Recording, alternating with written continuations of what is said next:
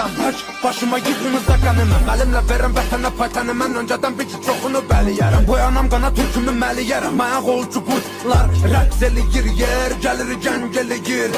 Əlim tüfəngimə, kim gəlir cəngimə?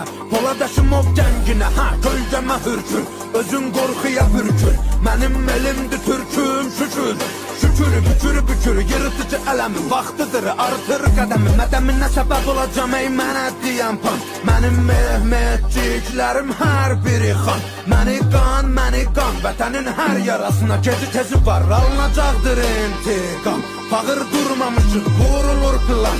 Ay, qıvrılan ilan, bil, qartalım baxır inan. Qan qoxusu gəlir, güman ki sığmır bura qorxular. Bizdə bunlar çoxdular, can gələnlər yurda, qan edənlər burada.